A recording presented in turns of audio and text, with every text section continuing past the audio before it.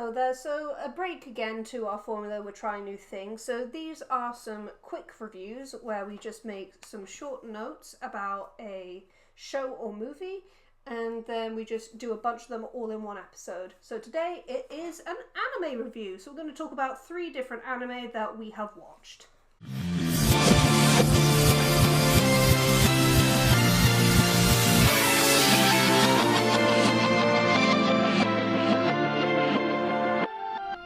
First one up on the block is Nichijou. Ta-da!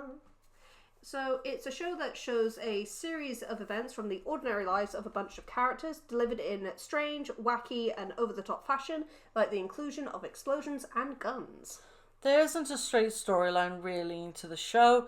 The main focus is on a schoolgirl trio, Yuko, Mio, and Mai, as well as on Nano, the robot girl, the child professor, Hakase, and Sakamoto, their cat, with a scarf that allows him to talk. Nano is the only one with some semblance of a storyline. She desires to live a normal life as a high schooler, but is prevented by her robotic nature, the massive key on her back, and all of her bizarre additional functions.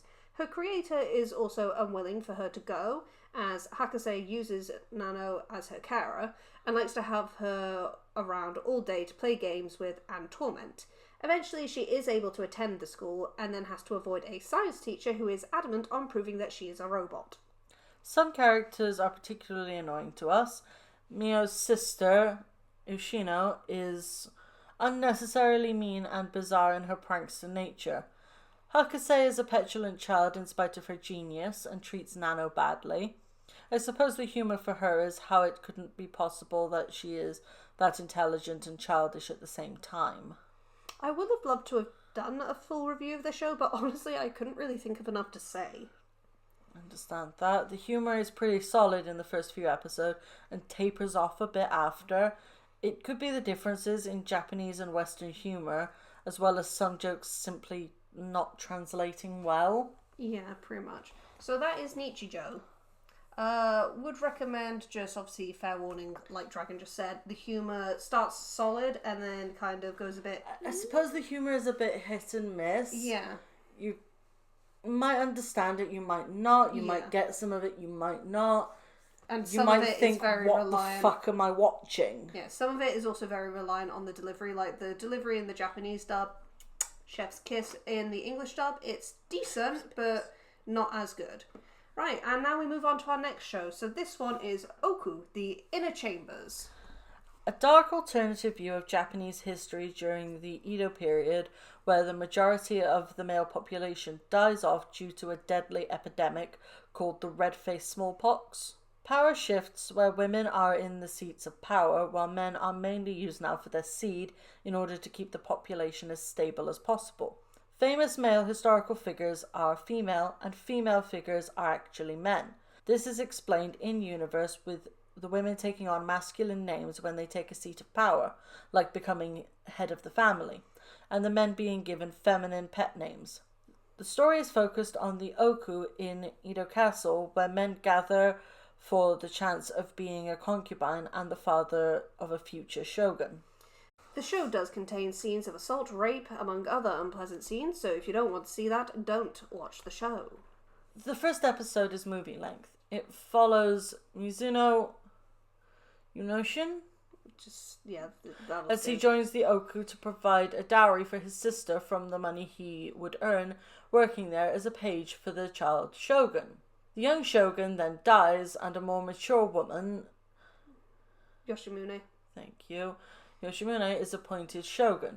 She dislikes the overspending in the Ooku and makes moves to make cuts. Yoshin catches her eye and they become involved. Yoshimune also questions the current conventions of Japan, with women taking on male names when they become heads of the household, as well as why the Ooku is how it is, seeing as it is such a waste of young men in their society. She seeks out the chief scribe, the oldest man in the Ooku, and is given the Chronicles of the Dying Day. The subsequent episodes are now normal length and are set within the events contained in this book. The third shogun, Aimitsu, dies from the pox and is sneakily replaced with his illegitimate daughter, Chi. She is forced to hide within the castle and live as a man. She is told she must produce an heir as soon as possible so they can have a new shogun.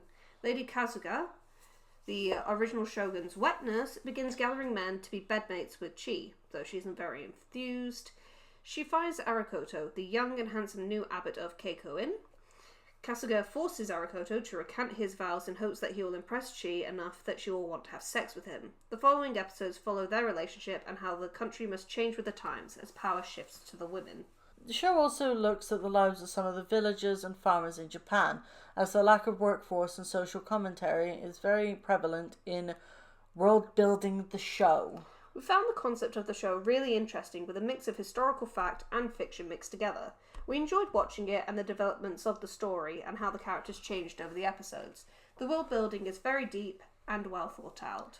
I do fully agree. I recommend this show. It is quite an interesting one. Yeah. Though, as you said earlier, it does contain some dark themes. So if you are a youngster, no watching this until you're an old hag like us.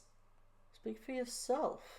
You are now the same age as me, temporarily, for a few months. Let's move on to the next show! And here we have a show called Romantic Killer. A romance wizard has taken away Anzu's 3 favourite things: games, chocolate, and her cat, and sent her parents away to live overseas. Why? To force this non-heroine into romantic situations, like those in visual novels and romance anime, to make her fall in love with a guy and learn to prioritise romance over everything. Anzu, of course, does everything in her power to resist this, but with her natural charisma, she ends up with a harem, who she all sees as her friends. I appreciated that it explained common tropes like no parents being around, using the wizard's magic, since parents are often missing with no explanation beyond, oh, they work. I live separate from them. Or, they're dead. Or some parents are too happy with all this romance and hot guys hanging around. We enjoyed that while romance was being forced, the main themes of the show really was a focus on friendship and letting things grow naturally instead of making someone notice you and fall for you using standard romance tropes and not being yourself. This hits well for myself and Dragon, since our romantic relationship started as normal friendship, and just with time and living with each other, we fell for one another at different times. Of course, I'm sorry, Dragon. Meh. You had to wait so long. Meh. Anyway. I was fine either way. Anyway, enough about us, back to the show. If I had to pick a guy for Anzu, Kazuki is more likely to be Anzu's endgame, since most of the development went onto him as a character and how he feels about Anzu changing. Junta would be a close second due to how sweet he is, but he did end up changing his whole personality and interests just to get her to notice him, only for her not to recognise him as her actual childhood friend, nicknamed Tonta. The rich kid, Hijiri, was a dick. But I did like that he started to develop as a more rounded person after working at the Konbini with Anzu. The best thing about him, though, is his security guide, Tsuchiya. He's 10 out of 10. He's the best character. I loved that we did get an episode with a bit more emphasis on her friendship with Saki. In romance and rom-coms, the friends end up forgotten or just end up as supports for the main character or relationship antics. So it was cool to understand her backstory, as well as the subtle hint that she might like Anzu too. Also, there was a great scene where a guy asks her how big her boobs are, and she just goes, alright, how big's your dick?